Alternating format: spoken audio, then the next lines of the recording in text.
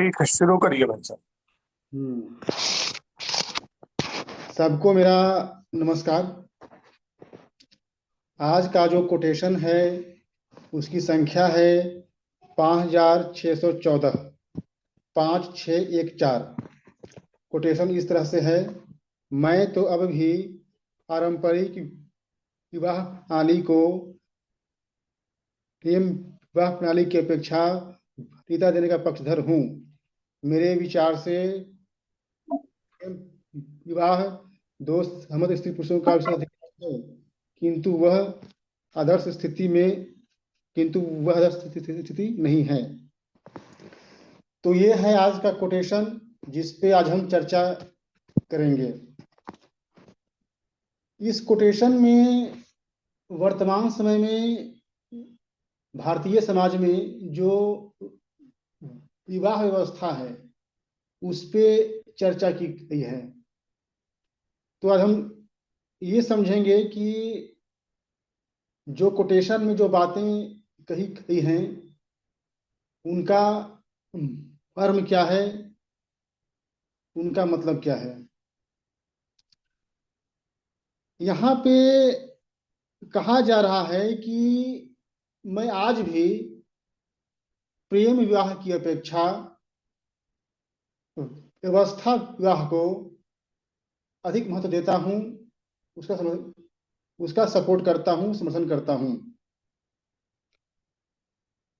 बाद में यह भी कहा गया कि प्रेम विवाह दो स्त्री पुरुषों का विशेषाधिकार है, किंतु वह जो व्यवस्था है वह आदर्श नहीं है।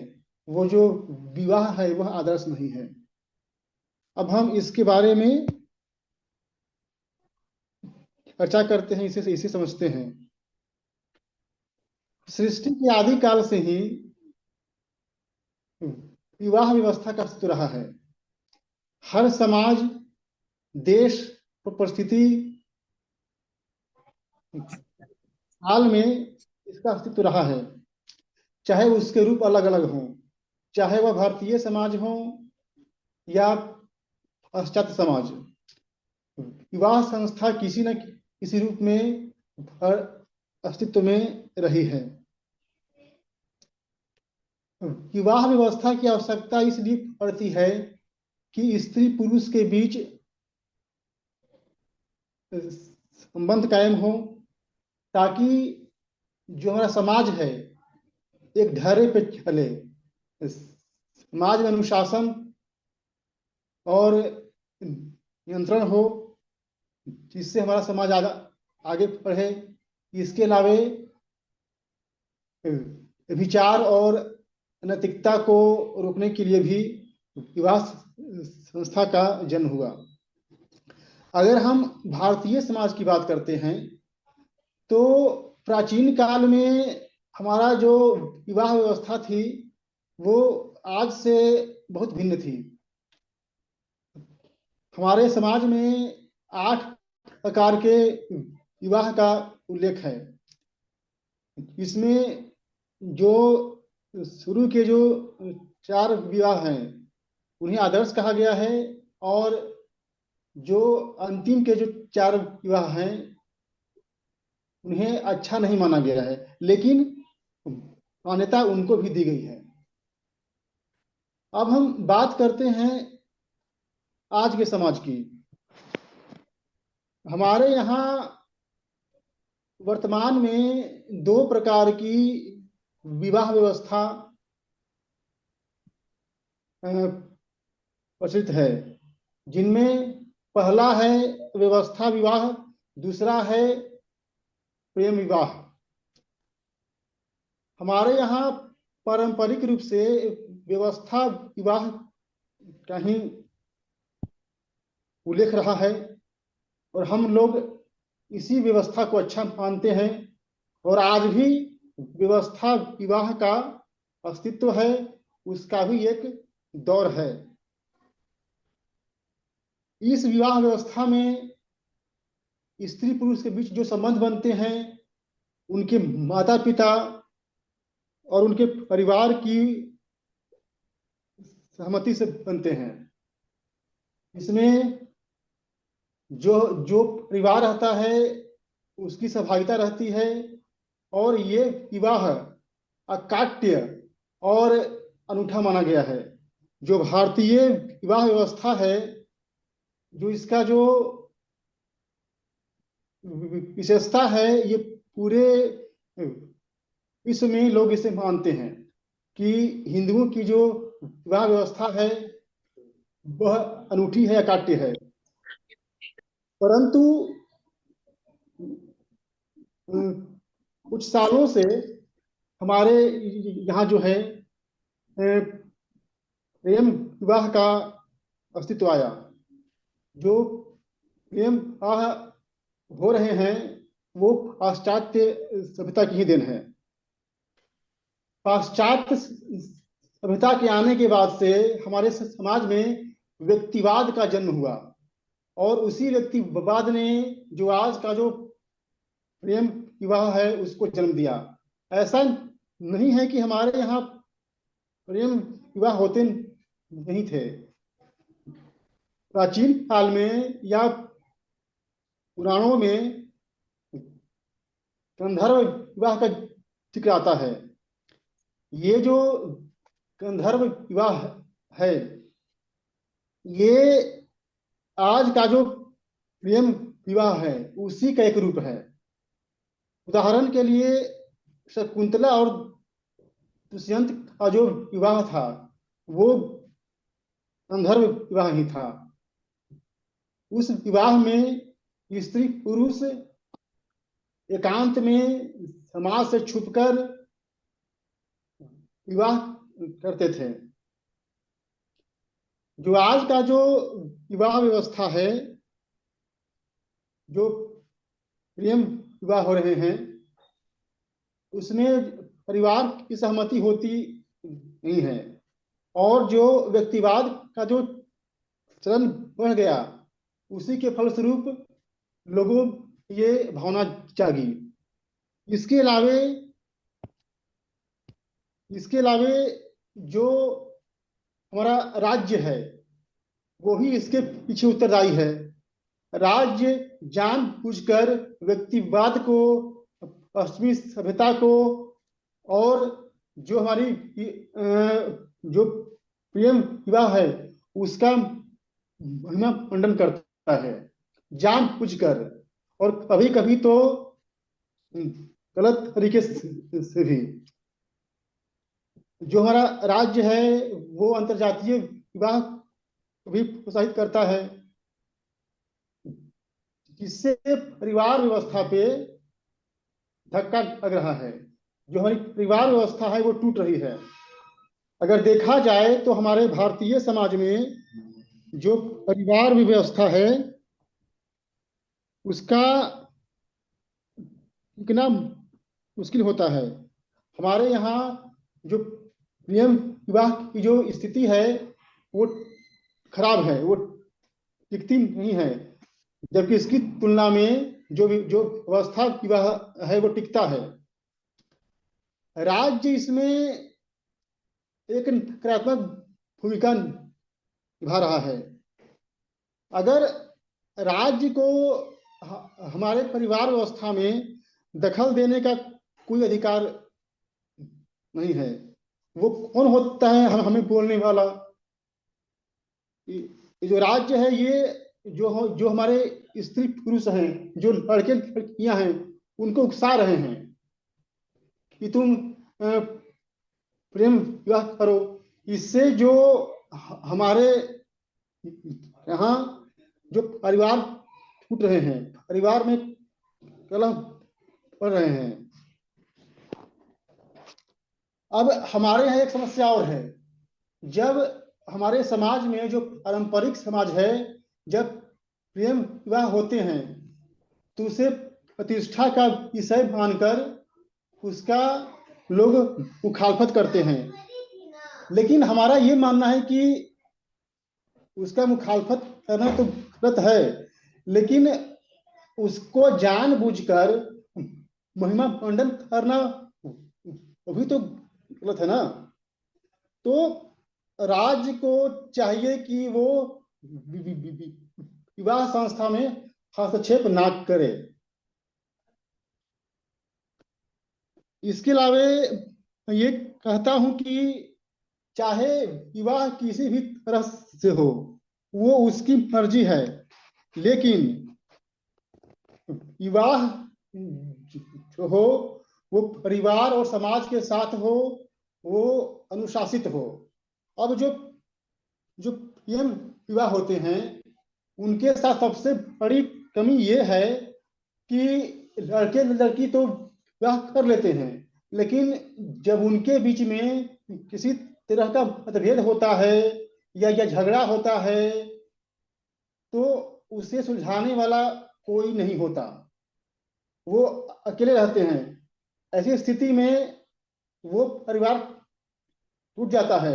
लेकिन पहले के समय में या आज भी जहाँ पे व्यवस्था विवाह है, वहाँ पे स्त्री पुरुष जब मतभेद होता है, कुछ गलतियां होती हैं, तो समाज के बड़े बुजुर्ग, परिवार,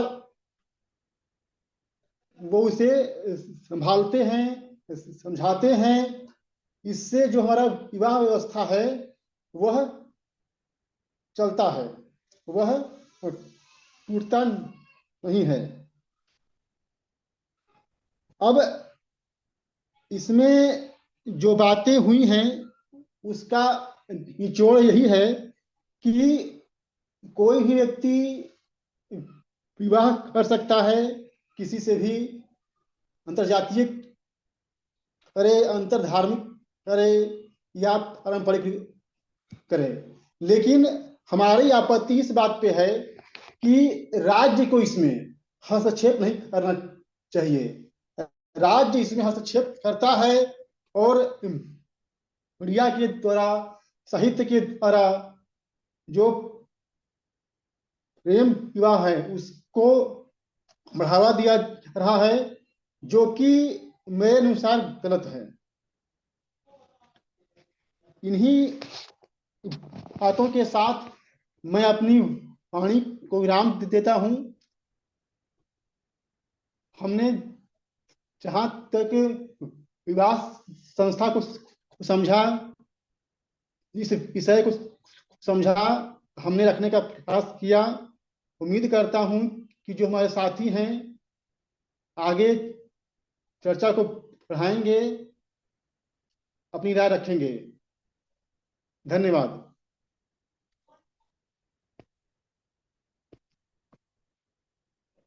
धन्यवाद ब्रजेश भाई।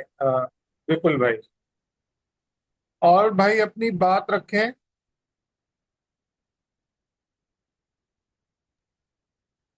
ये मैं सुन रहा था। सबको नमस्कार पहले। हाँ नमस्कार सर। मैं सुन रहा था, दो तीन बातें इसमें आई कि राज्य को विवाह में हस्तक्षेप नहीं करना चाहिए। प्रेम विवाह के क्या दुष्परिणाम होते हैं, ये तो गंधर्व विवाह के रूप में दुष्यंत और शकुंतला की कहानी ही बतला देती कि प्रेम विवाह की दुश्वारियां क्या है, किन कठिनाइयों का सामना करना पड़ता है। रह गई हम लोगों को मूल कारणों पे जाना होगा कि प्रेम विवाह का प्रचलन समाज में क्यों हो रहा है। समय चक्र बदलता है। एक समय था महिलाएं या बच्चियां घर तक कैद थी। आज उच्च शिक्षा, कैरियर को लेकर के वो एजुकेशन के लिए इंस्टीट्यूशंस में जाते हैं। खुला माहौल है। रही सही कसर हमारे इंटरनेट ने पूरी कर दी है। मनोवैज्ञानिक इस नतीजे पर पहुंच चुके हैं कि 8-10 बरस का बच्चा या बच्ची मानसिक रूप से वो 20-22 बरस का हो जाता है।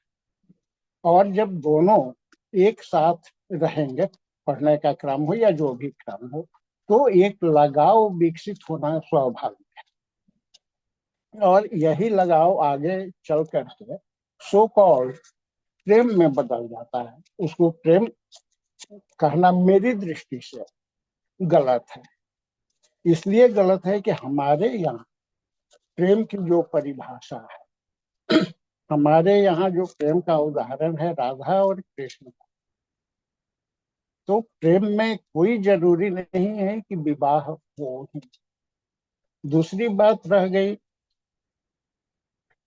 कि हम लोग तो प्रेम विवाह की बात कर रहे हैं कि राज्य को हस्तक्षेप नहीं करना चाहिए, लेकिन दूसरी ओर हमारा कानून इजाजत हमको देता है कि हम लिव इन ए रिलेशनशिप में रह सकते। ये दोनों तीनों चीजें हैं, ये पर हम लोग यदि विचार करें तो स्थिति बहुत भयावह है। निश्चित रूप से जो हमारे पारंपरिक विवाह होते थे उनमें उसके बहुत सारे फायदे थे। वहां पर कंसेप्ट था, पारंपरिक विवाह जो या सामाजिक विवाह हमारे यहाँ होते थे, कि प्रेम शादी के बाद शुरू होता है। और यहाँ प्रेम विवाह में क्या होता है, दोनों सारी सीमाएं लांघ जाते हैं, कोई सीमा नहीं रहती है। और नतीजा, मैंने कई प्रेम विवाह नजदीक से देखे हैं, उन लोगों को नजदीक से जानता हूँ, कम से कम 20-25 प्रेम विवाह, एक भी सफल नहीं हुआ। कुछ में तलाक की नौबत आई, कुछ बिना तलाक के अलग अलग रहने लगे। तो हमारी और दूसरी चीज है कि हमारी सामाजिक संरचना भी जो है वो चरमरा चुकी है। पहले संयुक्त परिवार था, दादा है, दादी है, चाचा है, चाची है। आज पाश्चात्य संस्कृति के चलते हम सिमट चुके हैं, परिवार की परिभाषा सिमट चुकी है कि परिवार में पति, पत्नी और उनके बच्चे। उस सूची में चाचा, चाची, दादा, दादी के लिए कोई जगह नहीं है। तो बच्चे एक जो भावनात्मक लगाव होता है, जब वो शुरू से अलग रह रहे हैं, और हमारी जो दृष्टि हो गई है, हमारी जो सोच हो गई है, वो भौतिकता की ओर, भौतिकता की अंधी दौड़ में शामिल है। तो हमको सब कुछ चाहिए अपनी संतुष्टि के लिए। उसका परिवार पर क्या असर पड़ेगा, समाज पर क्या असर पड़ेगा, इस बारे में हम नहीं सोचते हैं। और इसके लिए हम लोगों को फिर से एक सामाजिक चेतना जगानी पड़ेगी कि पारंपरिक शादी विवाह क्यों बढ़िया है इसकी तुलना। बस, अब और नहीं कुछ कहना है मुझे। हेलो। जी, धन्यवाद भाई साहब, आपकी आवाज आई।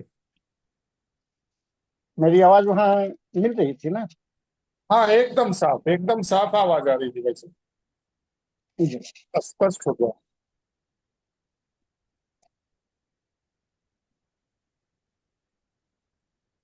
और भाई अपनी बात रखें।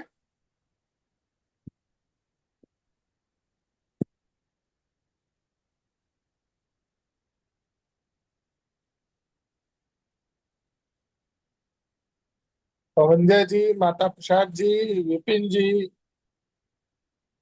मोहन बाबू। हेलो। हाँ भाई साहब बोले। आज की चर्चा में जुड़े सभी विद्वद्जन साथियों का स्वागत है, सम्मान है। आज का जो आदरणीय विपुल जी ने विषय रखा है कि जो सामाजिक विवाह है या अरेंज मैरिज है या पारिवारिक विवाह प्रणाली है, वो प्रेम विवाह प्रणाली से अच्छा है। और प्रेम विवाह प्रणाली एक विशेषाधिकार के तहत वो करते हैं, लेकिन वो आदर्श नहीं है। हम इस विषय पर जब चर्चा को आगे बढ़ाते हैं तो ये देखते हैं कि विवाह जो है, आज हम विश्व स्तर पर देखते हैं तो जो पाश्चात्य देशों में है, वहां जो विवाह की पद्धति है वह एक कॉन्ट्रैक्ट के रूप में है, समझौता के रूप। और अगर हम मुस्लिम संप्रदाय में देखते हैं तो इनका विवाह जो है वो महिलाओं का एक एक उपयोग की वस्तु समझ करके उसका धर्म विवाह हम लोग का उस प्रकार से होता है। और जब हम सनातन और हिंदुत्व पद्धति में ही देखते हैं, यहाँ पारिवारिक सामाजिक रूप से विवाह होता है, जो कि एक जन्म का नहीं, जन्म जन्मांतर का संबंध होता है। अब हम इस विवाह पद्धति में आज के आधुनिक युग में देख रहे हैं कि प्रेम विवाह के साथ साथ एक कोर्ट मैरिज भी सामने आ रहा है। एक लिव एंड रिलेशनशिप की भी मान्यता कानून से मिल रही है। दूसरी ओर जो है, कन्याओं का भ्रूण हत्या करके और जो समाज में जो परिवार स्त्री और पुरुष के सहयोग से संबंध से बनता है, उसमें एक वर्ग जो महिला है की कमी भी धीरे धीरे हो रही। हम विवाह पद्धति को देखते हैं तो विवाह जो एक बच्चे और बच्ची का या लड़के या लड़की का जो होता है उसका चार उद्देश्य होता है। एक तो सहजीवन जीने का एक व्यवस्था बनता है। दूसरा जो है वंश वृद्धि का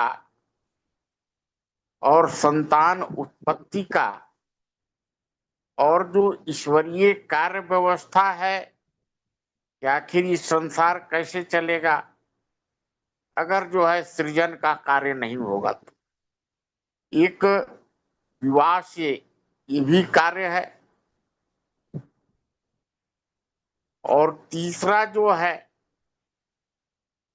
वो माता पिता की जो कर्ज होता है, जो 25 साल तक माता पिता उनको जो है भरण पोषण पालन पोषण करके और उनका शादी करते हैं, तो जब उनकी अवस्था डगमगा जाती है, जब उनकी अवस्था जो है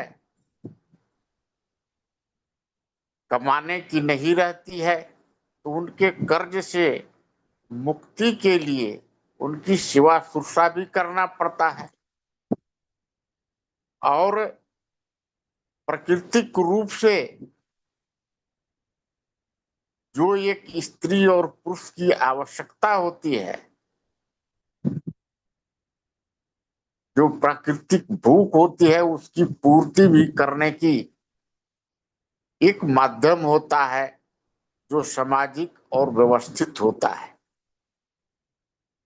हम देखते हैं ये जो है विवाह का चार जो है उत्तरदायित्व होता है, जो समाज जो है सो एक चैनल की भांति एक माता पिता अपने पुत्र पुत्री को करता है, वो पुत्र पुत्री फिर अपने पुत्र पुत्री को करता है, और इस प्रकार चैनल की व्यवस्था चलती रहती। हम प्राकृतिक रूप से भी देखते हैं कि जो ईश्वरीय पद्धति है, इसमें अगर वास्तव में देखा जाए, इस दुनिया में दो प्रकार का ही भूख होता है। एक तो पेट की क्षुधा, पेट का भूख मिटाने की भूख होती है, जिससे पूरे शरीर का पंच तत्वों का भरण पोषण होता है, शरीर स्वस्थ रहता है और हर एक कार्य करने के लिए सक्षम होता है। और दूसरा भूख एक प्राकृतिक भूख यौन या सेक्स का होता है, जो कि ईश्वर ने दिया है कि उसका जो है आगे का संरचना जो है वो विधिवत रूप से और व्यवस्थित चलता रहे, और नहीं तो उसका सृजन का कार्य यहीं रुक जाएगा। अब चाहे वह अपनी पेट की क्षुधा या भूख मिटाने के लिए, चाहे चावल है, गेहूं है, या दूध है, फल है, फ्रूट्स है, सब्जी है, उसका आप किसी प्रकार से, कई प्रकार से व्यंजन बना करके उसका स्वाद ले सकते हैं, लेकिन वास्तविक रूप में वो फल फ्रूट्स ही रहता है। और दूसरा जो रहता है यौन सुख लेने के लिए, चाहे आप जितना भी भोग विलास का, चाहे झोपड़ी हो या महल हो, तो इस प्रकार की जो है ये दोनों सुख को प्राप्त करने के लिए या दोनों भूख को मिटाने के लिए ही पूरा संसार जो है इसके पीछे व्यस्त रहता है। तो जो हम देखते हैं कि जो सामाजिक रूप से और पारिवारिक रूप से वैवाहिक प्रथा है, वो अति जो है बहुत अच्छा प्रणाली है, जो देख सुनकर जानबूझकर किया जाता है। और ये परिवार में अगर किसी प्रकार का कोई विकृति भी आता है, तो एक परिवार दूसरे परिवार से मिलकर समाज की भूमिका से उसको फिर व्यवस्थित कर देता है। ये जो विवाह की जो आदर्श स्थिति है, इसमें लड़के और लड़की की प्रकृति होती है, पहली है प्राथमिकता, दूसरी जो है वो माता और पिता की सहमति होती है, और तीसरी जो है वो समाज की अनुमति होती है। अगर ये तीनों बातों का पालन किया जाता है तो ये आदर्श विवाह की परिपाटी में आता है। और अगर इसका पालन नहीं किया जाता है, एक पक्ष भी छूटता है, तो उसको हम आदर्श विवाह नहीं कह सकते हैं। वैसे जो है प्रेम विवाह जो है, समाज उसको रोक नहीं सकता है, लेकिन उसको समझा सकता है। नहीं समझने पर उसका बहिष्कार कर सकता है, लेकिन उसको दंडित नहीं कर सकता है। विवाह जो है, अगर प्रेम विवाह होता है तो उसमें दो परिवार जो है वो टूट जाता है, क्योंकि एक परिवार से लड़का और एक परिवार से लड़की रहती है, और जब दोनों अलग विशेषाधिकार से अपने इच्छा अनुसार शादी कर लेते हैं, दो परिवार जो है ये टूट जाते हैं, बिखर जाते हैं, और वो भी जो दोनों शादी करते हैं वो आगे चलकर उनकी शादी निभेगी या नहीं निभेगी, नहीं निभाने पर उनको फिर कोर्ट का दरवाजा खटखटाते हैं। वहां वो साल 2 साल 4 साल तक केस लड़ते हैं, धन व्यर्थ करते हैं, और उनकी शारीरिक इच्छा का भी दोहन हो जाता है। तो इस प्रकार से, और जब वो अलग अलग हो जाते हैं तो समाज में कहा जाएगा उनका परिवार तो कुछ है नहीं। तो इस प्रकार से कई प्रकार की समस्याएं आती हैं। हालांकि जो प्राचीन काल से भी हम देखते हैं, ये प्रेम विवाह में लैला मजनू, श्री फरियाद, सोनी महिवाल कितने हैं जो कि अपने जान जो है कि दे दिए हैं। तो ये यदा कदा समस्या आती है, लेकिन ये आदर्श स्थिति नहीं है। आज जो है, जो प्राचीन स्थिति भी आ रही है, जो शादी विवाह की व्यवस्था थी, अब उसमें शिक्षा को जैसे बंदिश था, घर से बाहर निकलने का बंदिश था, उसमें बहुत अधिक जो है वो घर के अंदर रहने से एक कुंठा की प्रवृत्ति जागृत होती है। और आज जो है पाश्चात्य पद्धति से जो शादी होता है, वो दो परिवारों को तोड़कर एक विकृत व्यवस्था है। तो वो कुंठा की प्रवृत्ति भी नहीं आना चाहिए। प्राचीन में जो रूढ़ता है परंपरा में, उससे भी बाहर निकलना होगा। और जो आधुनिक विवाह प्रणाली है, उसमें जो अति स्वच्छंदता और उच्च श्रृंखलता है, उस पर भी बंदिश करके एक समन्वय की स्थिति को लाना होगा, तब समाज जो है व्यवस्थित ढंग से चल सकेगा। मैं अपनी बात को यही विराम दूंगा, और साथी जो हैं चर्चा को आगे बढ़ाएंगे। धन्यवाद। नमस्ते सब साथियों के लिए। बताइए मदन। आवाज आ रही है मेरी? हाँ जी। बिल्कुल आ रही है, बताएं। आज का विषय बहुत अच्छा विषय रखा गया है, शादी के बारे में। तो अब हमारे भारत में जो मतलब वर्तमान समय की अपेक्षा लगभग 30-40 साल पहले जहां माता पिता लड़की की शादी करते थे, वहीं लड़की जाती थी। एक आधी ही मामला, 100% में से 2-4 मामले ही बिगड़ते थे। बाकी जहां मतलब परिवार वाले अपनी बेटी की शादी करते, वहीं लड़की रहती और सारे जीवन अपने पति का साथ निभाती थी। लेकिन धीरे धीरे हमारे देश में पाश्चात्य संस्कृति पनपने लगी। शिक्षा भी मतलब जो पहले दी जाती थी, मतलब भारतीय संस्कृति के हिसाब से, उसका ठीक उल्टा हो गया। शिक्षा पद्धति भी हमारे भारत में मतलब पश्चिमीकरण होने लगा शिक्षा का। कॉलेजों में लड़के लड़की पढ़ते हैं, आपस में मतलब प्रेम संबंध जोड़ लेते हैं, और घर वालों से भी नहीं पूछते, लड़की शादी कर लेती है।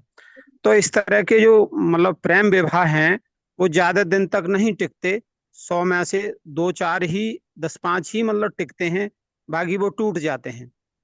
या तो मतलब माता पिता को पता चल जाता है, तो वो घर छोड़कर दूर भाग जाते हैं, अपने कहीं समय बिताते हैं। कुछ क्रोध गुस्सा में मतलब फांसी पर लटक जाते हैं। यानी कितने कांड ये मर्डर के ऐसे होते देखे हैं। कहीं ट्रेन से कट जाते हैं, कहीं जहर विष खाकर लड़का लड़की दोनों मर जाते हैं, जब उन पर ज्यादा आपत्ति आती है, ज्यादा प्रेशर पड़ता है तो।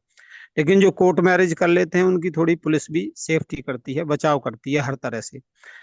तो इस तरह से जो हमारी आदर्श विवाह पद्धति थी वर्षों पहले, गत वर्षों में, वो बहुत अच्छी पद्धति थी हमारे भारत में, और लड़की भी खुश रहती थी अपने घर परिवार में।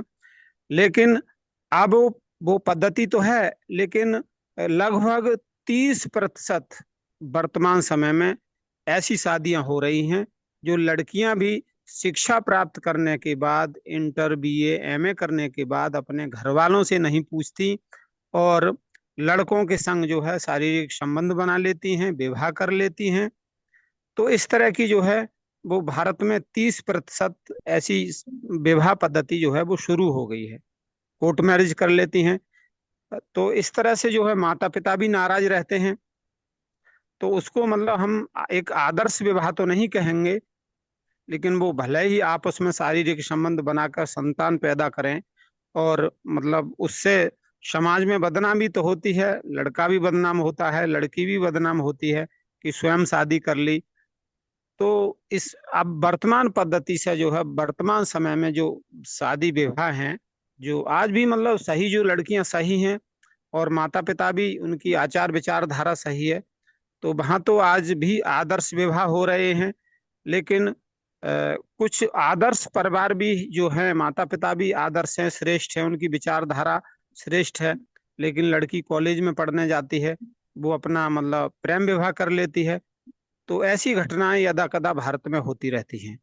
तो इस तरह से मतलब जो प्रेम विवाह करते हैं उसके अपेक्षा जो आदर्श विवाह तो उसी को कहते हैं, जो माता पिता अपनी राजी से माता पिता मतलब पिता जो है वर देखने जाता है और वर योग्य होता है, शादी लायक हर तरह से सहमति होती है लड़की के पक्ष वालों की, अर्थात लड़की के पिताजी की, तो वहां शादी होती तो वो सबसे बेस्ट रहता है, उसको आदर्श विवाह कहते हैं।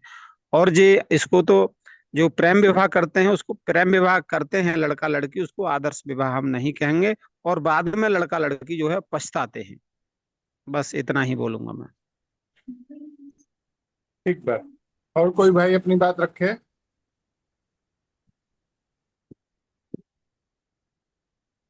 भैया जी नमस्कार। नमस्कार भाई साहब।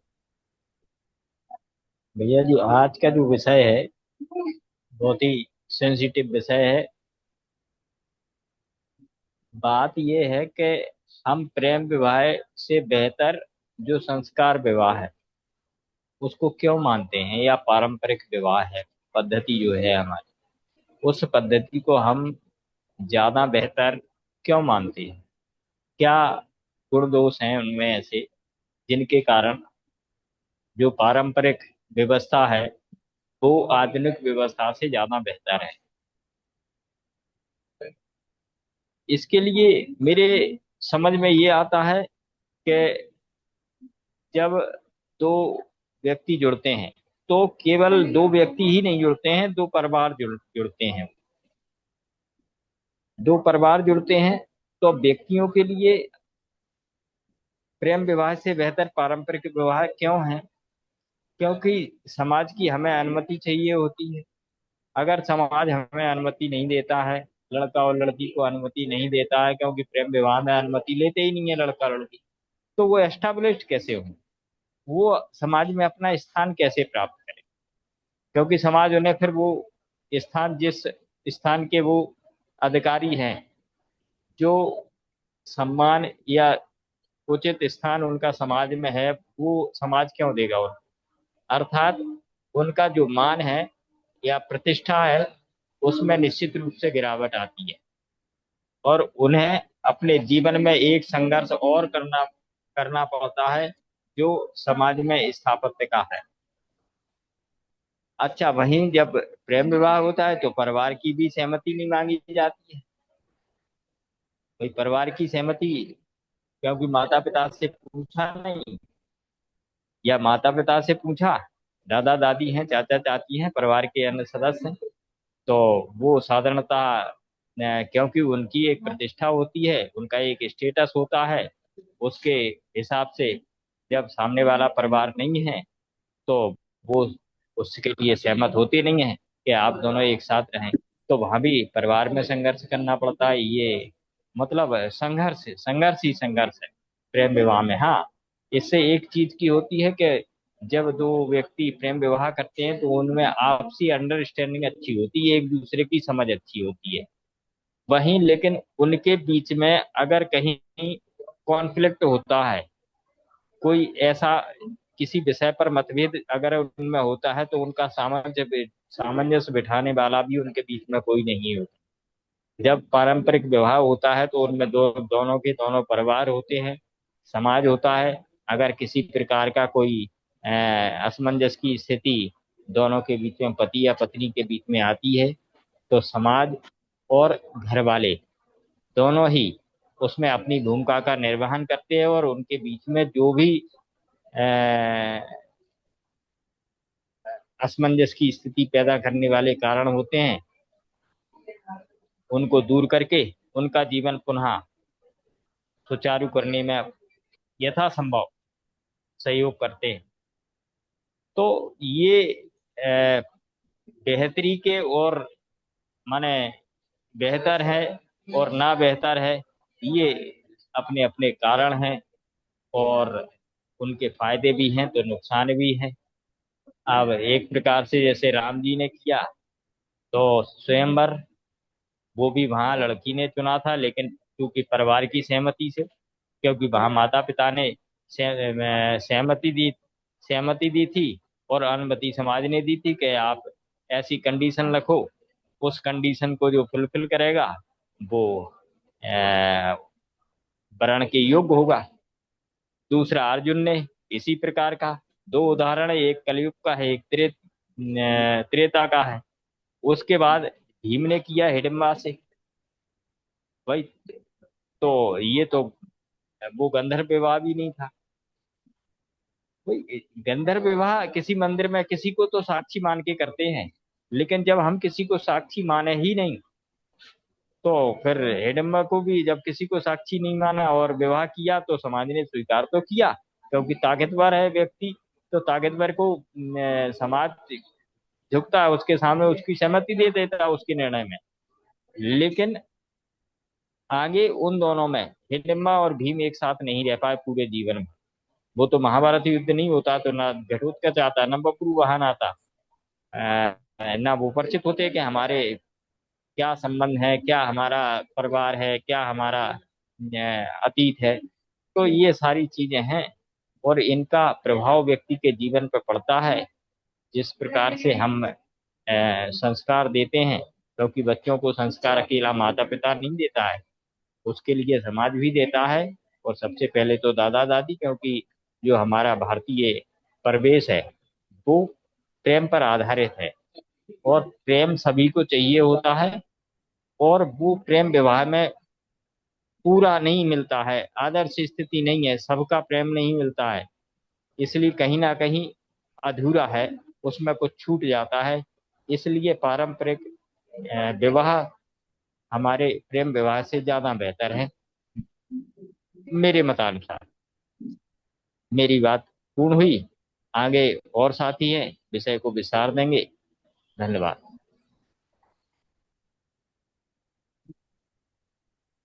और भाई बताएं।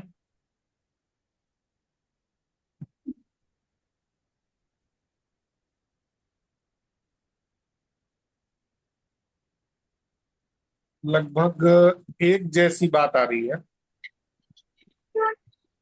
थोड़ा सा इस तरीके से भी देखने की कोशिश कीजिए। भारत में जो एक अभी तक का जो समाज व्यवस्था थी, कई मामलों में रूढ़ ही हो गई। रूढ़ का मतलब यह है कि इतना कठोर। कमलेश जी माइक म्यूट कर लेते, थोड़ा सा ठीक रहता। उमेश सिंह जी और कमलेश जी, जी जी जी। जो सामाजिक व्यवस्था थी वो रूढ़ ही हो गई। बहुत सारी बुराइयां, जिसमें जाति प्रथा, जातिवाद का बहुत ज्यादा जन्मना, जातिगत श्रेष्ठतावाद, इस तरह से ऐसी समस्याएं घर कर गई थी कि व्यक्ति अहंकार में डूब करके अपनी श्रेष्ठता साबित करने के लिए अपने ही संतानों का वध तक करने में नहीं हिचकिचाते थे। बहुत सारे विचारकों ने, जैसा मैं देखता देखता हूं, इस जाति प्रथा को, इस जाति व्यवस्था की कठोरता को समाप्त करने की बात करी। लेकिन जितने भी उपाय किए गए, मुझे लगता है सब के सब अपरिपक्व और अपर्याप्त रहे। लेकिन प्रेम विवाह ने एक ऐसी व्यवस्था समाज में है जिसने जाति प्रथा को तोड़ दिया। अगर हम कहते हैं कि प्रेम विवाहों में तलाक की संभावना ज्यादा है या तलाक ज्यादा होते हैं, तो हम इस बात से भी इनकार नहीं कर सकते कि सहमति या यह कह लीजिए कि जिनको अरेंज मैरिज कहा जाता है, उनमें टूटन या घुटन नहीं। वास्तव में विवाह किसी भी प्रकार का हो, यदि स्त्री और पुरुष दोनों के बीच एक दूसरे का पूरक बनने की मनोदशा नहीं रहेगी, तो वह अरेंज मैरिज हो अथवा लव मैरिज हो, दोनों ही परिस्थितियों में स्थिति निराशाजनक ही होगी। फिर उस दशा में हम प्रेम विवाह को ही क्यों कोसे? एक बड़ा प्रश्न और खड़ा होता है। जब हम भारत के गांव की पुरानी स्थिति देखते हैं, तो हम सभी, जैसे मेरे माताजी पिताजी की आयु, जिस समय माताजी की आयु मेरे 5 वर्ष की थी, पिताजी मेरे ख्याल से 9 वर्ष के थे, दोनों का विवाह कर दिया गया था।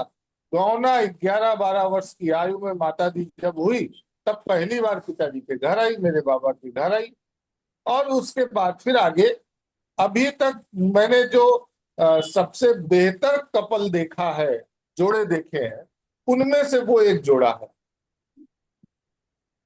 हम ये कहें कि अब वह क्या शरीर की डिमांड या दिमाग की डिमांड ऐसी नहीं होती कि मेरा भी कोई अपना साथी हो, या एक आयु, सरकारों ने जिस तरीके से नियम कानून बना दिए हैं 18 वर्ष के पहले के विवाह में, बाल विवाह के नाम पर तो लोग जेल चले गए, ले जाकर के जेल में डाल दिया माँ बाप को।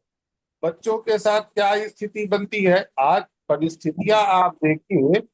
एक तो जो ये वोकिज्म है, वोकिज्म का मतलब यह है कि पूरे विश्व में इस समय वोक के नाम से एक कल्चर चल रहा है, जिसमें आपको अपनी बात जितना गंदे तरीके से रख सकते हैं, जितना अश्लील तरीके से आप अपनी बात रख सकते हैं, आप उतना ही संभ्रांत माने जाते हैं, उतने ही पढ़े लिखे माने जाते हैं, उतने ही समझदार माने जाते हैं। वोकिज्म ने स्थितियों को बद से बदतर बना ही दिया है, और उसमें सरकारों का यह कानून लोगों की अतृप्त यौन आकांक्षाएं और उस एक आयु में आकर के जो मना स्थिति लोगों की पूरी तरह से तैयार हो गई है, उस दशा में आकर उनको जबरन विवाह से रोकना। ठीक है, मैं देख रहा हूँ सामान्य तौर पे हमारे यहाँ एक बिरादरी ऐसी भी है। अब मैं जिस जगह पे हूँ वहाँ श्रीवास्तव लोगों का विवाह 30 साल के पहले होता ही नहीं है। मैंने देखा ही नहीं किसी श्रीवास्तव का विवाह 30 साल के पहले हो गया हो। लेकिन उनके यहाँ ये सामान्य है, तो ये चीजें स्थितियां अपने आप स्वीकार्य हैं, उसमें जबरदस्ती करने की क्या जरूरत।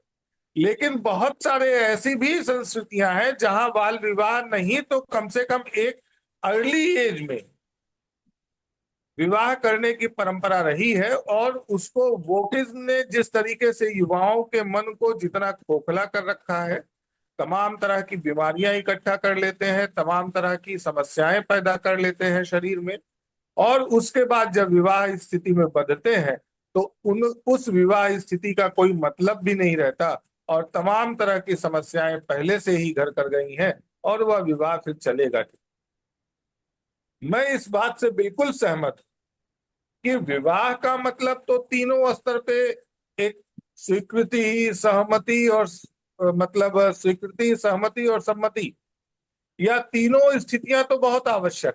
मैं इससे सहमत हूं, इसको कहीं कोई नाराजगी या फिर इसके प्रति विरोध की स्थिति नहीं है।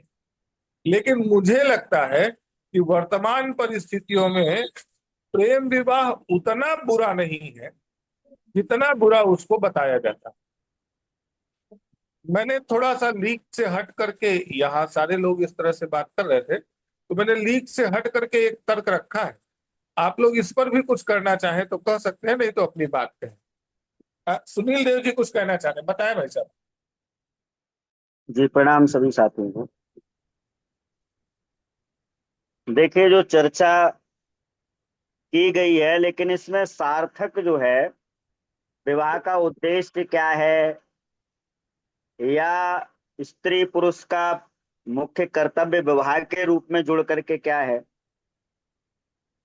देखिए, या तो हम बात बीच के मध्यकाल की करते हैं, या वर्तमान में विकृत अवस्था के रूप में जो हम देखते हैं उसके करते हैं, और उसका भी कोई पूर्ण समाधान नहीं। जैसा कि प्रेम विवाह की बात आ रही है, तो प्रेम विवाह जो वर्तमान में हम देखते हैं, ये तो स्वरूप बिल्कुल ही विकृत है। क्योंकि प्रेम विवाह का स्वरूप स्वयंवर विवाह हुआ करते थे,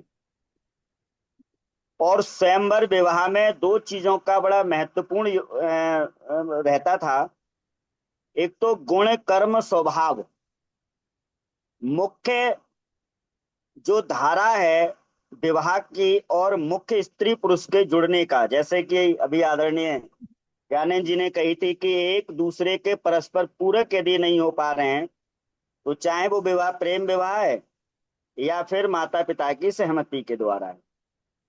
यही बात हमारे शास्त्रों ने कही है कि विवाह के तीन उद्देश्य हैं, और तीनों उद्देश्य पर जो है चर्चा की जा सकती है, तर्क किया सकता है, डिस्कशन किया सकता है, समीक्षा की जा सकती है। कितना बढ़िया उसका स्वरूप दिया। उन स्वरूप में न जाकर के हम समाज का कोई मार्गदर्शन भी नहीं कर पाते। सबसे पहले विवाह ने दिया जो तीन आधार बताए कि काम की पूर्ति, स्त्री पुरुष लड़का लड़की जब जुड़ते हैं तो काम की पूर्ति, उस काम की पूर्ति से सुयोग संतान, एक शब्द दिया है कि सुयोग, केवल संतान नहीं, जननी केवल स्त्री को कहा गया है, मां के लिए कहा गया है, ना कि कुतिया पिल्ला और ये जो जितने भी हैं उनको जो है वो जननी नहीं कहा गया है। तब जननी का अर्थ हो जाता है सुयोग संतान, अर्थात संस्कारों के द्वारा अपनी संतान का निर्माण करना, और वह संतान राष्ट्र के लिए समाज के लिए समर्पित करना। पहला उद्देश्य काम की पूर्ति, काम की पूर्ति के साथ सुयोग्य संतान का निर्माण करके समाज को राष्ट्र को सौंपना। दो उद्देश्य, तीसरा उद्देश्य धर्मयुक्त जीवन का पालन करना।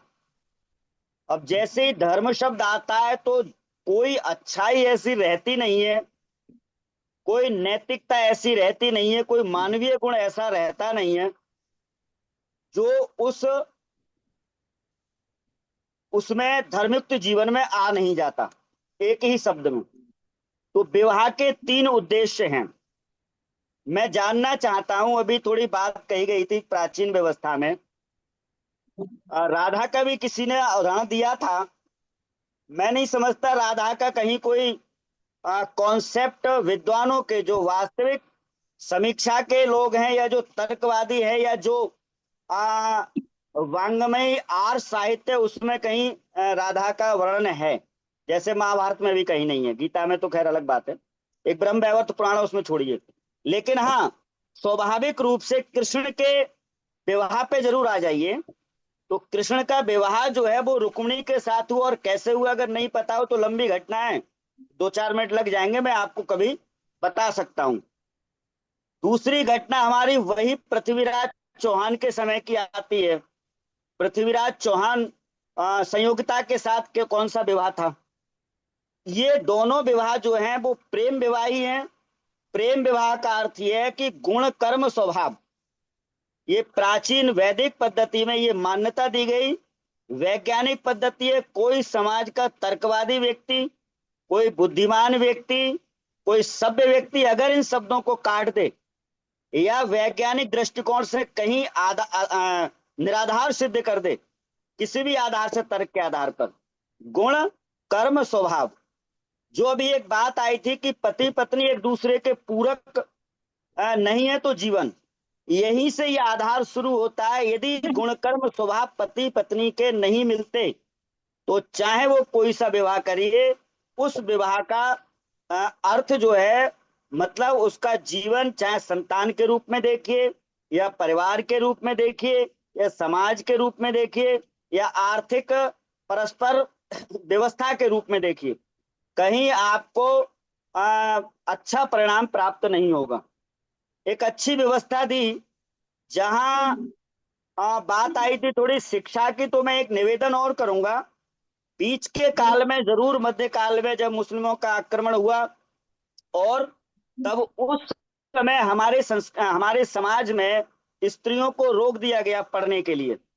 अर्थात वहां जब ऐसी मानसिक जो मतावलंबी लोग थे उनकी बन गई थी, उनकी थी, तो उसमें हम अपनी सुरक्षा, इज्जत, सम्मान के उसमें हमने बेटियों की, बहनों के और माताओं की जो शिक्षा पर थोड़ा सा कर दिया, और सारा ध्वस्त हो गया मामला। जहां पर बेटों के गुरुकुल के कॉन्सेप्ट आते हैं, 25 साल ब्रह्मचर्य जीवन जीने के लिए एक परिपक्व अवस्था मानी गई है, जो मैच्योर व्यक्ति हो जाता है, मैं समझता हूं वो अपने बारे में बहुत अच्छे से समझ सकता है। विवाह जैसा संबंध किसी से जुड़ रहा है, तब वहां पर समझ बहुत जरूरी है। यदि हम समझ समाज में नहीं रख पा रहे हैं प्राचीन व्यवस्था के अनुसार, और जो वैज्ञानिक अवस्था है या वर्तमान में, और ये कह करके हम केवल उसको निराधार कर दें कि भाई ये जो है गुणकर्म स्वभाव जब तक नहीं लाया जाएगा, और आज भी जो विवाह माता पिता की सहमति से हो रहे हैं उसमें कहीं गुणकर्म स्वभाव नहीं देखा जाता, केवल धनाढ़ परिवार देखे जाते हैं। माता पिता के द्वारा अपनी प्रतिष्ठा को देखा जाता है, समाज में मेरी ये प्रतिष्ठा है, मैं वैसा घर और बुर देख लेता हूं। लेकिन कहीं जो बेटी का स्वभाव है या बेटे का स्वभाव है, उसको कहीं नहीं मिलाया जाता। और मैं तो इतना कह देता हूं, जैसे हम एक पशु खरीदने के लिए जाते हैं बाजार में, आज वही विवाहों का रूप रह गया है। ऐसे विवाहों से ना तो हम कोई सामाजिक रचना की बात कर सकते, न पारिवारिक रचना की बात कर सकते। हाँ, ये सही है कि जुड़ करके मैच्योर लोग कुछ जो है, वो जो समाज का एक भय होता है, उसके कारण जरूर जो है वो उस जीवन को जीते हैं और कहीं ना कहीं सामंजस्य स्थापित करते। एक मुझे उदाहरण याद आ रहा है अरुंधति का, नहीं अरुंधति नहीं, देवहूति का, जो मनु जी की शत्रुपा की 3 पुत्रियां थी, देवहूति, आकुति, प्रसूति। देवहूति के विवाह का प्रसंग कर्दम ऋषि के साथ पढ़ेंगे, आज की समस्या सारी सॉल्व हो जाएगी। किस तरह वो माता से बात रखती है, माता पिता से, किस तरह उनकी सहमति से बेटी को लेकर के जाते हैं कर्दम ऋषि के पास, और कर्दम ऋषि से जब उनकी चर्चा होती है विवाह संबंध में, तो बहुत अच्छी चर्चा वहां पर आज के समाज को मार्गदर्शन देती है। कर्दम ऋषि से जब कहा जाता है कि मैं आपसे विवाह करना चाहती हूँ, कर्दम ऋषि कहते हैं, देवहूति जी, मैं तो विवाह न करने का मेरा प्रण है, और गृहस्थ में जाकर के मैं जो है वो जो हमारा एक मोक्ष का कॉन्सेप्ट है, ईश्वर का या शांति का जो कॉन्सेप्ट है, उसमें कहीं ना कहीं बाधा आ जाएगी। मैं सब अपने शब्दों से कह रहा हूँ, वहां ऐसा नहीं कहा गया था, लेकिन हाँ ये आया कि मैं मोक्ष के लिए जाना चाहता हूँ, तो मैं स्त्री के चक्कर में नहीं फंसना चाहता। तब वहां देवहूति के द्वारा एक बात कही गई है था आज के समाज के लिए, क्या आप जो हैं वो विवाह के लिए और मुझसे ये अपेक्षा करते हैं कि मैं भोगवादी पुरुष का चयन करूंगी? यदि मैंने आपका चयन किया है तो मैं किसी संयमी व्यक्ति के पास, जिसने इंद्रियों का निग्रह किया, उसी के पास आई हूं।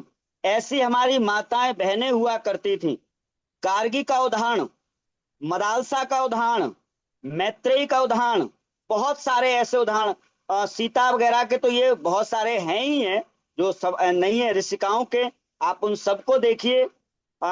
याज्ञवल्क्य की 2 पत्नियां मैत्रेयी और कात्यायनी, देखिए उनका संवाद। तो जहां हमारी समझ जो है ना तो धर्म के विषय में पूर्ण है, ना सामाजिक स्थिति से पूर्ण है, यदि समाज का मार्गदर्शन किया जाएगा तो निगेटिव करके, जैसे अभी एक बात बहुत अच्छी आई थी, प्रेम विवाह को यदि आप नकार रहे हैं तो आज द्वंद्व खड़ा हो जाएगा आज के बच्चों के सामने। आज के बच्चे आपके सामने द्वंद्व खड़ा करके प्रतिस्पर्धा माता पिता के सामने खड़ी कर देते हैं, और ऐसा हो रहा है, सामने आ जाते हैं क्यों ना उसका एक समाधान दिया जाए। समाधान वही है आपका गुण कर्म स्वभाव। जाति व्यवस्था हमारे यहाँ कोई कॉन्सेप्ट था ही ना, और वर्ण व्यवस्था का जो है चुनाव था वो कुछ समय तक महाभारत के 2000-1000 वर्ष तक रहा, उसके बाद में उसमें जातिवाद में परिवर्तित होता रहा, आज पूर्ण जातिवाद का रूप मिलता है। तो गुण कर्म स्वभाव यदि आज के प्रेम के रूप में आ जाए, और जो सेक्सुअल थोड़ी सी चाहत होती है लिंग विपरीत के प्रति, यदि उसको लड़के और लड़कियां थोड़ी समझ जाएं कि ये विपरीत लिंग है, इसके प्रति हमारा आकर्षण है, इसके प्रति यदि हमारा प्रेम है, इसको हम मान रहे हैं, वासना को यदि हमने साधना मान लिया, तो फिर इसमें गड़बड़ी है। यदि प्रेम विवाह के साथ सेक्स संबंध जो है वो विवाह के बाद ही हो, आज भी प्रेम विवाह सक्सेस होंगे। बहरहाल गुण कर्म स्वभाव के आधार पर हो। मैच्योर लाइफ 24 और 25 साल रखी गई है। लड़की की लाइफ 16 साल से लेकर के और आगे जो भी है 22 साल तक रखी गई है, 24 साल तक लास्ट है। वहीं पुरुष की जो है वो 24-25 साल से 48 साल तक विवाह की लाइफ रखी गई है, जो एक ब्रह्मचर्य का पूर्ण रूप से पालन हो। एक बात कह करके अपनी बात को समाप्त करता हूं। जीवन विवाह जो है वो आज के समाज में तो हम किसी भी रूप में देख लें, लेकिन विवाह जो है वो भोग के लिए नहीं है। यदि स्त्री पुरुष का संबंध बनता है तो वो योग के लिए बनता है। योग का मतलब जोड़ना, और जोड़ने का वही फिर आधार होता है, अर्थात समाज के द्वारा जो निर्धारित नियम है, शास्त्रोक्त जीवन है, मर्यादित जीवन है, उसके साथ जीवन जीते हुए मैं अपनी काम वासना की पूर्ति करूं, सुयोग्य संतान निर्माण करके समाज को राष्ट्र को सौंपूं, और धर्मयुक्त जीवन जीते हुए धर्म अर्थ काम और मोक्ष की ओर अपने जीवन को अग्रसर करूं। यही कॉन्सेप्ट जो है वो शास्त्रों में मिलता है, आज के संवैधानिक जीवन में मिलता है, व्यवस्था में मिलता है। यदि आज भी आप जाकर के किसी समाज व्यवस्था में जो मैच्योर है, यदि आप बात रखते हैं, दुनिया का कोई व्यक्ति इसको काट नहीं सकता, क्योंकि वैज्ञानिक है, कोई तर्क इसको नहीं हो सकता। और हो सकता है यदि हम दे सकते हैं तो गुण कर्म स्वभाव मैंने दिया। जैसे कि बात आई थी पति पत्नी सहयोगी नहीं बन पा रहे हैं, चाहे वो विवाह प्रेम विवाह या वो है, तो किस आधार पर बनेंगे? भाई साहब थोड़ा दूसरी, शॉर्ट में करिए। हाँ बस हो गया। दूसरी यही कह रहा हूं कि 3 उद्देश्य, यानी किसी काम का कोई उद्देश्य ही नहीं है। मेरे मकान बनने का उद्देश्य नहीं है, बना दिया मैंने तो भैया, जब मुझे पता ही नहीं कि मकान बना के मैं करूंगा क्या, तो उस मकान का सदुपयोग ही क्या होगा। जब हमें जीवन के जो विवाह में बंध रहे हैं उनका हमें पता ही नहीं कि हमारा उद्देश्य क्या है, उन तीनों उद्देश्यों की पूर्ति जब तक नहीं होगी, समाज में आदर्श व्यवस्था विवाह के रूप में नहीं मिलेगी। जी धन्यवाद।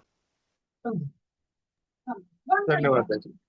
और कोई भाई अपनी बात रखे? हाँ सभी पवन बंधुओं जी को भाई साहब बोले। सभी बंधुओं को नमस्कार। नमस्कार। प्रेम अद्भुत।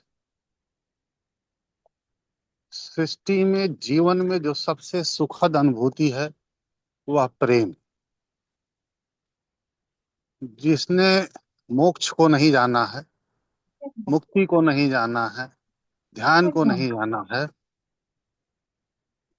उसके लिए यह पहली सीढ़ी, यह दिव्य है इस संसार में मनुष्य के लिए।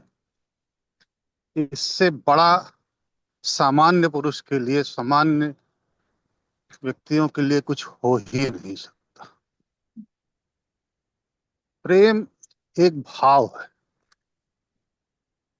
भाव जब अस्थाई हो जाता है तो उसे कुछ की चाहत नहीं रह जाती, क्योंकि वह जो है सारी कामनाओं को मिटा देता है। प्रेम मोक्ष के द्वार को खोल देता है। जिस प्रेम में कुछ भी चाह पाना हो वह प्रेम हो ही नहीं सकता। हमारे यहाँ राधा और कृष्ण को प्रेम का प्रतीक माना गया है। ऐसा प्रेम जिसमें पाने की कोई लालसा ही ना हो। दुनिया को प्रेम हमने सिखाया है, लेकिन प्रेम से संगठन बनाना, परिवार एक संगठन है, कल चर्चा हुई थी, प्रेम से, भाव से संगठन बनाना, समाज चलाना, ये सब काम उससे नहीं हो सकता है। तलवार से कांटा नहीं निकाला जाता है। शादी हमारे देश में एक ऐसी प्रथा है जिसमें बड़े बुजुर्ग सारी जरूरतों को देख करते हुए एक व्यक्ति को एक दूसरे से जोड़ते हैं। इसमें किसी भी नशे की स्थिति में यह चीज नहीं संपन्न होता है। और दुनिया में सबसे ज्यादा अस्थाई परिवार देने वाला अगर कोई देश है तो वह भारत है, सिर्फ इस व्यवस्था के नाते। इस व्यवस्था में प्रेम हो सकता है, लेकिन प्रेम महत्वपूर्ण नहीं। यह व्यवस्था महत्वपूर्ण है, जरूरत महत्वपूर्ण। प्रेम कहीं भी हो सकता है। प्रेम की अद्भुत है, उसके बारे में मैं बता चुका हूं। लेकिन जो व्यवस्था है वह अलग है। इससे उसमें घालमेल करने की जरूरत नहीं है। प्रेम करने के लिए किसी से पूछने की जरूरत नहीं है, किसी के अनुमति की जरूरत नहीं। यह खुद ब खुद होता है। बस प्रेम का सही रूप हम जाने। यदि प्रेम को हम इस रूप में जानेंगे कि उससे कुछ हमारी वासना मिट जाए, तो हम प्रेम को जान ही नहीं पाए हैं। फिर वह जो है सिर्फ एक भोगी वस्तु की कामना ही रह जाएगी। बाकी शादियां जो व्यवस्थित ढंग से होती हैं वो अति महत्वपूर्ण हैं, वैसे ही हो सकती हैं। हमारे लोग, हम लोग अक्सर झूठ बोलने के आदी हैं। समाज में जो नहीं होता है वो हम कामना करते हैं। आदर्श जैसी स्थिति इस मंच पे जहां हम दो नंबरी कहते हैं खुद को, वहां कुछ बात करना ही हास्यास्पद है। आदर्श स्थितियों को हम भारतीय कभी माने ही नहीं, हमेशा से नकार दिए। भगवान राम, लक्ष्मण, भरत, शत्रुघ्न राजा दशरथ के पुत्र नहीं थे। महाभारत में पांडव पिता के पुत्र नहीं थे। जितने भी राजा महाराजा हैं वहां माओ का महत्वपूर्ण है, पिता से, परिवार से कोई मतलब नहीं है। हम लोग आदमी के व्यक्तिगत गुणों को देखकर उसका सम्मान करते हैं, उसकी उपज नहीं देखते। लेकिन जब दरिद्रता आती है तो संस्कृतियां भी मिटने लगती। गुलामी और दरिद्रता ने हमको तमाम तरह की चीजों से जोड़ा। आज हम उन चीजों से फिर पुनः आजाद हो रहे हैं। आज हम प्रेम को अलग रख रहे हैं, शादी को अलग रख रहे हैं, और हम इन चीजों को अच्छे से समझ रहे हैं। और समाज बहुत ही मैत्रीपूर्ण अवस्था में चल रहा है। धन्यवाद।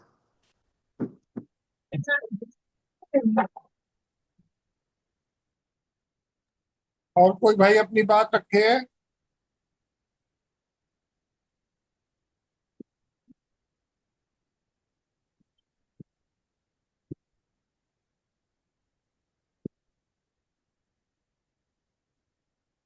किसी और भाई को कुछ कहना हो अथवा किसी से प्रश्न पूछना हो तो पूछ सकते हैं।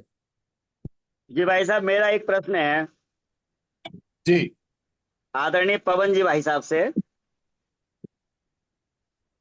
जी जी सर, पूछें।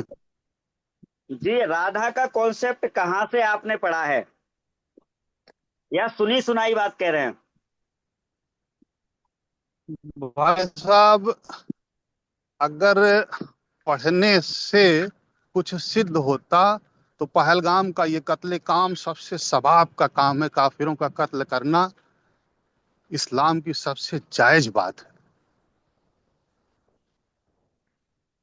अच्छा, ब्रह्मवैवर्त पुराण को पढ़ाया आपने? नहीं।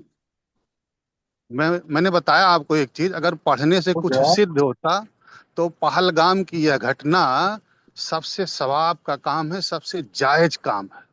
कुरान राधा में, आपकी जी जी, राधा आपकी कुरान कल्पना का पात्र है, कहने का मतलब। कुरान में काफिरों को मारना सवाब का काम है। पढ़ के अगर आप नहीं वो उधर मत विद्वान बन। जाइए, उधर तो हम जानते हैं। मैं ये कह रहा हूँ फिर सुनील हमारा जी, राधा आपने कॉन्सेप्ट जो हमारी कल्पना का मात्र का वो है। आचार्य जी, जी आचार्य जी, आपने एक प्रश्न किया, उसका उत्तर पवंजय जी दे रहे हैं, और यहाँ समाज बैठा हुआ है, सभा में बहुत सारे लोग बैठे हुए हैं, वो निर्णय करेंगे कि क्या उत्तर था, आपका प्रश्न क्या था। दोबारा प्रश्न पूछने का मतलब ये हो जाता है कि हम बहस करें, ऐसा मुनि जी कहे हैं, तो फिर मैं उस चीज के लिए थोड़ा सा कह रहा हूँ। आपने एक बार प्रश्न किया, उत्तर देने दीजिए, फिर आगे और दूसरे विषय पर समीक्षा का चर्चा मतलब करेंगे। भी कुछ नहीं रहता, अगर सत्यता में नहीं पहुंच रहा नहीं तो तो समीक्षा का बहस आधार भी कुछ करने नहीं से भी रहता। कोई समाधान नहीं निकलेगा भाई साहब। ये बहस नहीं है, छोड़िए, समीक्षा है। मैंने पूछा कि आदरणीय जी चलिए। कहाँ से कॉन्सेप्ट लिया है। यदि हमारा कल्पना भाई के साहब ने उत्तर हमारी दे कल्पना दिया, है तो ठीक उन्होंने है। उन्होंने उत्तर दे यदि दिया कि जो सिर्फ पढ़ने से ही हेलो समाधान होता। जी। हेलो हाँ भास्कर जी, बताएं। रह गई बातचीत ये राधा का कंसेप्ट कहाँ से है, तो हमारा साहित्य राधा से भरा हुआ। राधा मान लीजिए काल्पनिक ही हो, बाद में ही राधा का जिक्र आया हो, लेकिन राधा उदात्त प्रेम का रूप तो है। यदि राधा का जिक्र भागवत गीता में या महाभारत में नहीं है, तो इसका मतलब ये नहीं है कि राधा का अस्तित्व नहीं है, राधा नहीं है, काल्पनिक ही है। लेकिन वो उदात्त प्रेम का रूप तो दिखला रही है, उस प्रेम का जिसमें पाना ही या शारीरिक मिलन ही सब कुछ नहीं है। और यदि उस हिसाब से हम देखें तो हम किसको प्रमाणिक मानेंगे? हम इंद्र को क्यों प्रमाणिक माने? सूर्य दिख रहे हैं तो उनको हम प्रमाणिक मानेंगे। लेकिन बहुत सारी हमारे यहाँ गाथाएं आई हैं, यम यमी का संवाद है इंद्रियों की प्रबलता के बारे में। अब उसको कहा जाए कि कहाँ से है, तो चूंकि मैं उतनी तैयारी नहीं किए हुए हूँ, नहीं तो इसका वांग्मय में कहाँ राधा आ रही है, कैसे आ रही है, ये मैं डिटेल्स दे सकता हूँ। कुछ डिटेल नहीं ठीक है देंगे भाई। आदरणीय जी, ये तो खैर हमें पता है हिंदू की तर्क शक्ति क्या है और मजहबियों के सामने चलिए, जाके कैसे तुम हिला देते हैं, वो विषय अलग है। खैर मैं आचार्य जी, एक थोड़ा सा हजार टुकड़े कर सकता हूँ इन तर्कों का आचार्य जी, लेकिन यह मंच सिर्फ 2 मिनट 4 मिनट की अनुमति देता है। मैं एक जी जी, हजार टुकड़े कर सकता हूँ आपके हर प्रश्नों का। मैं आपसे नहीं बाद को ठीक है फोन भाई कर साहब। लूंगा आदरणीय जी, बाद को फोन जी, आप हाँ लोग बिल्कुल बातचीत करूँ। कर लीजिएगा। और किसी और भाई को कुछ रिकॉर्डिंग पे भी कहना डाल है दूंगा इस यहाँ। विषय पर, किसी भाई को कुछ कहना है तो प्रश्न रखे अथवा अपनी बात कहे। अन्य कोई?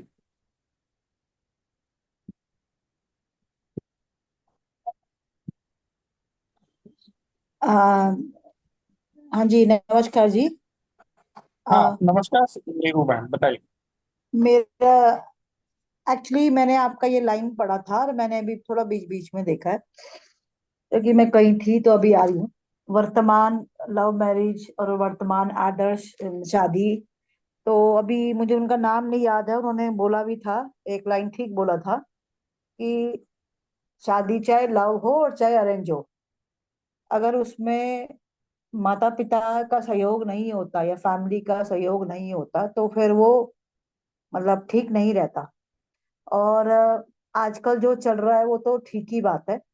तो मैं इसमें यही, जो जितने भी लोग अभी बोल ही रहे हैं, तो अभी इसमें मुझे कोई खास चीज, आपका पर्पस ये बात कहने से या लिखने से जो टॉपिक आज लिया गया है, मतलब आप इसमें क्या करना और कहलाना चाहते हैं कि कैसा होना चाहिए, तो मेरा प्रश्न ये था। तो अभी तक जितनों ने बोला है मुझे उनके उससे ऐसा कुछ आंसर नहीं मिला है, तो इसलिए मैंने सोचा कि चलो आज मैं भी इस बात पे थोड़ा सा बोल देती हूँ। बस और कोई प्रश्न नहीं है, थोड़ा और स्पष्ट हो जाए तो बात है। ठीक बहन जी। हम लोग यहाँ पे बहन जी 8 बजे से लेकर के 9, सवा 9, साढ़े 9 बजे तक डेली किसी भी एक विषय पर चर्चा करते हैं।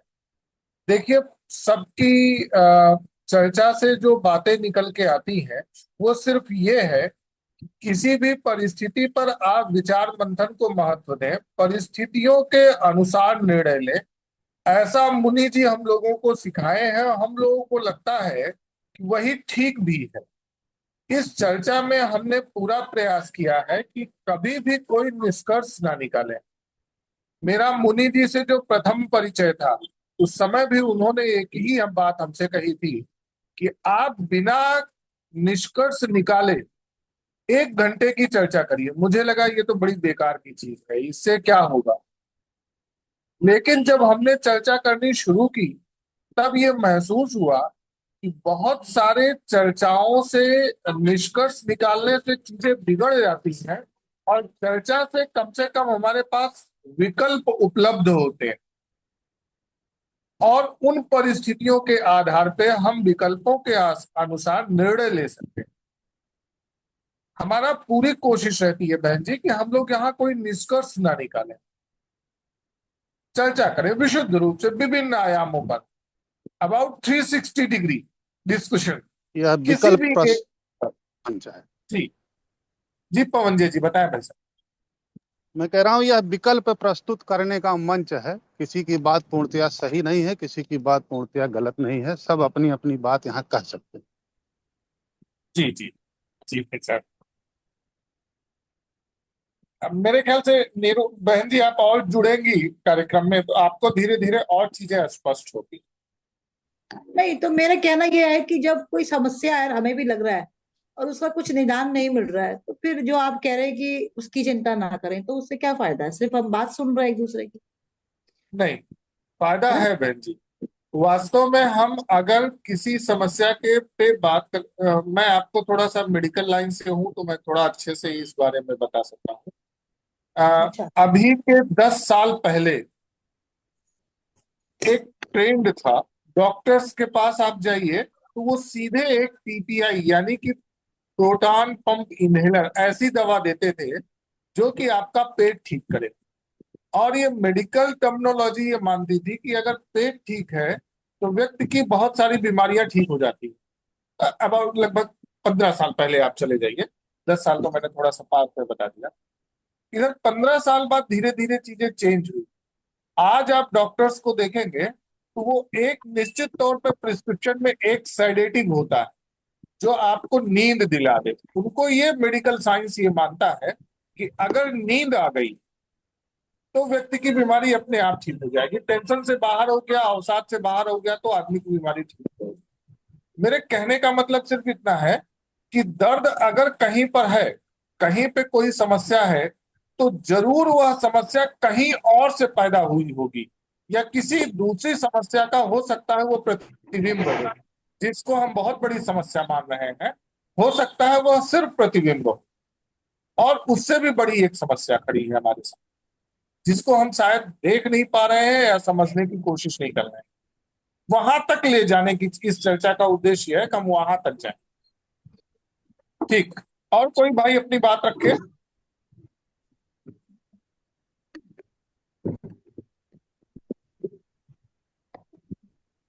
किसी को कुछ पूछना हो, कहना हो, कह सकते हैं। इस सवाल का जवाब मैं थोड़ा अपने ढंग से भी दे दूं 1 सेकंड में। जी भाई। निदान हर व्यक्ति कुछ न कुछ दे ही रहा है, बस यह है कि वह यह नहीं कह रहा है कि मेरी बात को माना जाए।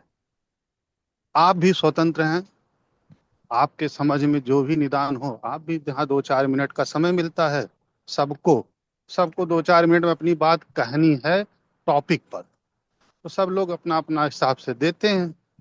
अब उसमें किसी को सही और किसी को गलत नहीं सिद्ध किया जा सकता इतने कम समय में, वो भी किसी व्यक्ति को तो कतई नहीं किया जा सकता। जी विपुल जी, कल का सब्जेक्ट रखेंगे। अच्छा, किसी और का कोई प्रश्न हो तो बताएं, अन्यथा मैं विपुल जी से निवेदन करूंगा कि कल का विषय रखें।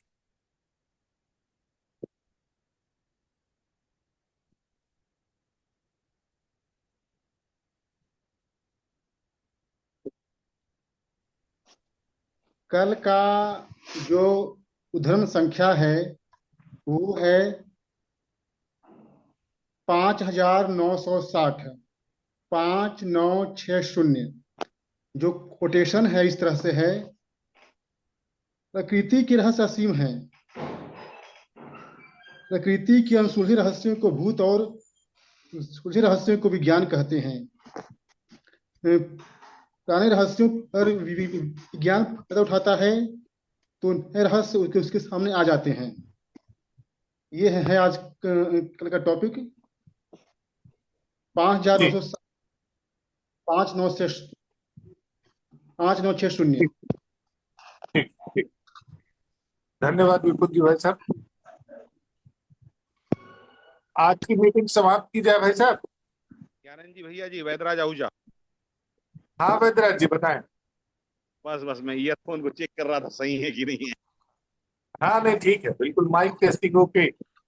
वैसे अभिषेक जी आज हाँ वैदराज जी के बिना सवालों का यह मीटिंग अधूरा सा लगता है।